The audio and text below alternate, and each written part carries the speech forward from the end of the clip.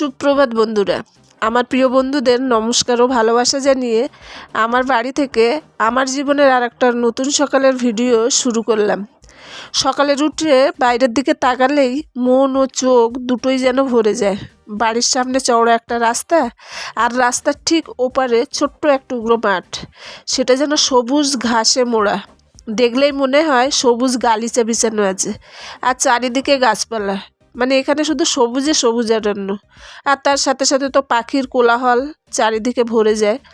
তো আজকের দিনে শহরের মধ্যে এইরকম এক টুকরো সকাল উপহার পাওয়া কিন্তু সত্যিই অনেক ভাগ্যের ব্যাপার। আজকের দিনে শহর মানেই তো গায়ে গা ঘেঁষে দাঁড়িয়ে থাকা সব বড় বড় বাড়ি, এক দেয়ালের এপাশে এক ফ্যামিলি তো অন্য পাশে অন্য আর এক ফ্যামিলি। তাছাড়াও বড় বড় অট্টালিকারা কে কার আগে মাথা ছাড়িয়ে উপরে উঠবে তার জন্য কম্পিটিশানে নেমেছে। যদিও আমি যেখানে থাকি মানে পারাদ্বীপের কথা বলছি, সেখানে চারিদিকে কিন্তু প্রচুর সবুজ গাছপালা আছে। আর যারা আমার ভিডিও দেখেন সব সময় তারা তো জানেন সারাদিন আমার ভিডিওতে কত পাখির কোলাহল থাকে।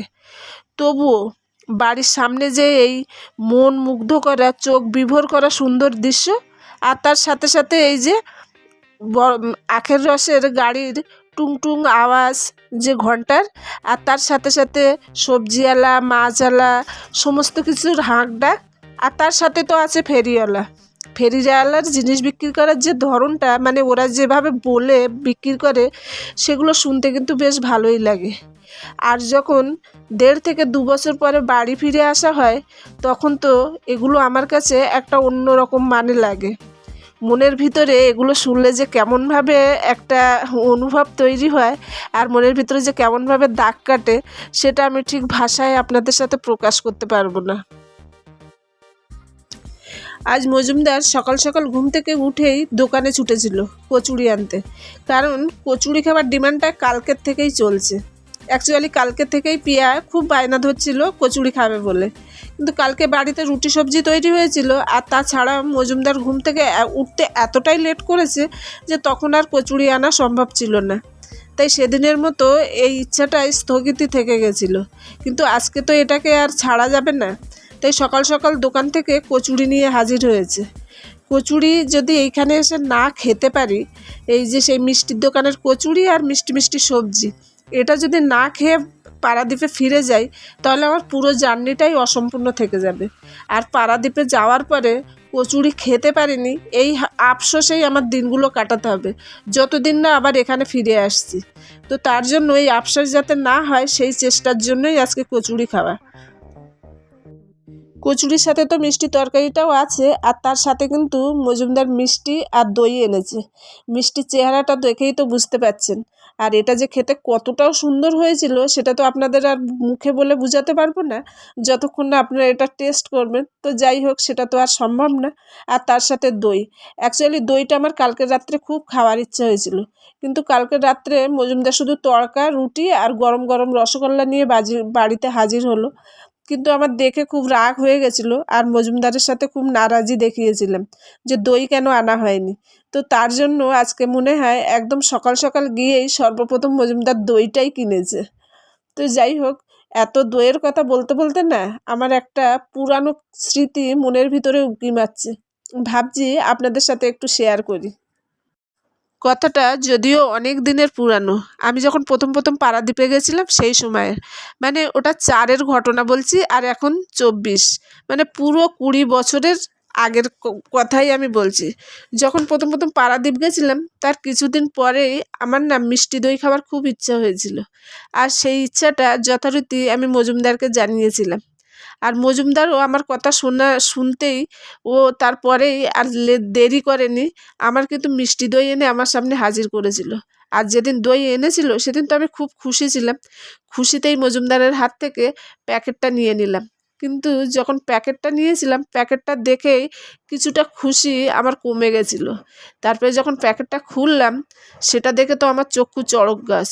আমার তো মিষ্টি দই খাবার ইচ্ছাটাই হারিয়ে গেছিলো, কারণ আমি এতদিন ধরে মিষ্টি দই যেটাকে জানতাম, মিষ্টি দইয়ের চেহারা যেটা আমার স্মৃতিতে ছিল, তার সাথে এই দইয়ের কোনো বিন্দু মাত্র মিল ছিল না। এর প্যাকেট তো প্রথমে ছিল একটা পলিথিন ব্যাগে করে দইটা এসেছিল, তারপরে এর কালার ছিল তো দুধের থেকেও সাদা, আর এর ঘনত্ব সেটা নিয়ে আর কি বলবো। যখন মজুমদারকে দইটা দিয়েছিল তখন হয়তো একটু ঘন ছিল, কিন্তু রাস্তায় আস্তে আস্তে যত নাড়াচাড়া পেয়েছে তত কিন্তু এটা ঘন দুধ না দই সেটাই বুঝতে পারিনি। সেইখান থেকে পারাদ্বীপের দই খাবার ইচ্ছাটাই চলে গেছে। এই 20 বছরে হয়তো পারাদ্বীপের দইয়ের কোয়ালিটি চেঞ্জ হয়েছে, হয়তো প্যাকেজিংও ভালো হয়েছে, কিন্তু আমি আর কোনোদিন সেই হিম্মত দেখাইনি যে পারাদ্বীপে আমি মিষ্টি দই খাবো। তাই যখন এখানে আসি তখনই খেয়ে যাই, আবার ওখানে যখন যাই তখন ওই ভাবতে থাকি, আবার যখন এখানে ফিরে আসি তখনই খাই। আপনাদের সাথে গল্প করতে করতে কিন্তু অনেকটা পথ পেরিয়ে এসেছি, আর আপনারাও ভাবছেন এ আবার কোন উদ্দেশ্যে পাড়ি দিল। অ্যাকচুয়ালি শ্বশুরবাড়ির বেড়ানো শেষ হলো, এবার তল্পা গুছিয়ে বাপের বাড়ির উদ্দেশ্যে রওনা দিয়েছি। যারা বাইরে থাকে আর 1 সপ্তাহ ছুটিতে বাড়িতে আসে তাদের হাল এইরকমই হয়। কোথাও 1 দিন, কোথাও 2 দিন, কোথাও হাফ বেলা, কোথাও 1 ঘন্টা, এইভাবে নিজের ছুটিটা কাটাতে হয়। ইচ্ছা পূরণও হয় না, গায়ের ব্যথাও মরে না। আর আমরা এই পুরো জার্নিটাই কিন্তু গোপুর সাথে সাথে করছি, তাই এসে গোপুর থাকার ব্যবস্থা আগে করতে হবে। আর এসেই আগে মায়ের সাথে কথা হলো, কারণ রাস্তায় যতক্ষণ ছিলাম মা বারবার ফোন করে জিজ্ঞাসা করছিল কোথায় আছিস কোথায় আছিস।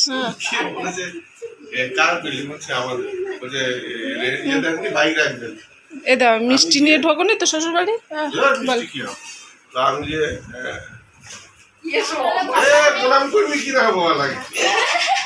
অটোওয়ালা সাসপেন্সে গেছে জানিস তো, ঘাট থেকে উঠে যাবেন নীলগঞ্জ নিয়ে চলে, কত নেবে বলে 300 না 250। বাপের বাড়ির কথা শুনলে সব মেয়েদের মনের ভিতরে অন্যরকম একটা লাড্ডু ফোটে না?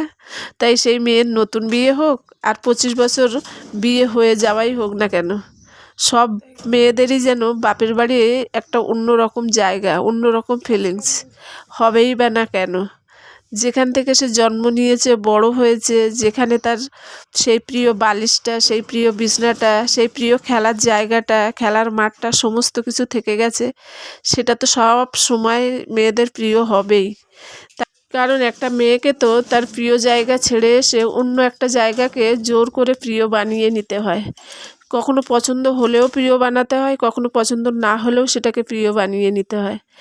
তবে এটা কিন্তু আমার না জন্মভিটে না জন্মস্থান, আর এটা আমার বাপের বাড়িও নয়, এটা বলতে গেলে আমার ভাইয়ের বাড়ি। যদিও ভাই মা এক জায়গায় থাকে, তাই বাপের বাড়ি ভাইয়ের বাড়ি মিলেমিশে একাকার হয়ে গেছে।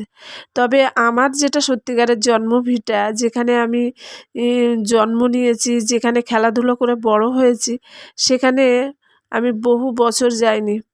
5 থেকে 7 বছর হয়ে গেছে, কিংবা তার ওপরে হয়ে গেছে। যাওয়ার খুবই ইচ্ছা হয়, কিন্তু পরিস্থিতি হয়ে ওঠে না, কারণ সেখানে আর কেউ নেই। হ্যাঁ, বাড়িটাই শুধু পড়ে আছে। পিয়াকে যদি অন্য কোনো সময় জিজ্ঞাসা করা হয় যে ওর কার হাতের রান্না সবথেকে বেশি পছন্দের, তখন কিন্তু ওর মা সবার উপরে থাকে। কিন্তু ওর দিদার সাথে যখন কম্পেয়ার করা হয় তখন কিন্তু মায়ের রান্নাও ফিকে পড়ে যায়। ছোটোর থেকে পিয়া কিন্তু দিদার হাতের রান্না খেতে খুব ভালোবাসে, মানে দিদার হাতের রান্নার একদম ডাই হার্ট ফ্যান। তো আজকেও প্রত্যেকটা রান্না খেয়ে ও খুব খুশি। আজকের দুপুরের মেনুতে মা আমাদের জন্য কি কি বানিয়ে রেখেছিল সেটা কিন্তু আমি ঠিকভাবে, মানে প্রপারভাবে আপনাদের সামনে উপস্থাপনা করতে পারলাম না, কারণ বাপের বাড়ি এসে গল্প করতে করতেই ভুলেই গেছি সেগুলো দেখাবার কথা। তো মুখে একবার বলে দিই, সেটা হচ্ছে সজনের ডাঁটা, আলু, বেগুন, কলা, করলা, চিংড়ি মাছ দিয়ে একটা শুক্তো বানানো হয়েছে, নোটে শাক দিয়ে চিংড়ি মাছ দিয়ে রান্না হয়েছে, কাতলা মাছ দিয়ে আলু বেগুন দিয়ে করেছে, ট্যাংরা মাছের ঝাল করেছে, আর চাটনি আছে, আর লাস্টে তো মিষ্টি, টক দই এগুলো আছেই। তো এখানে মজুমদারও খেতে বসেছে, আর আমিও অধীর আগ্রহে বসে আছি কখন খেতে বসবো। তো চলুন, ভিডিওটা আর বড় করব না, আজকে সারাদিন ভিডিওতে অনেক বকবক করে ফেললাম। তো আজকে ভিডিওটা এইখানে রাখছি, পরবর্তী আর একটা ভিডিওর জন্য আপনারা অপেক্ষা করুন। আর ততক্ষণে কিন্তু আপনারা সবাই খুব ভালো থাকবেন এবং সুস্থ থাকবেন। তাহলে বাই, আপনাদের সাথে দেখা হবে পরবর্তী আরেকটি ভিডিওর সাথে।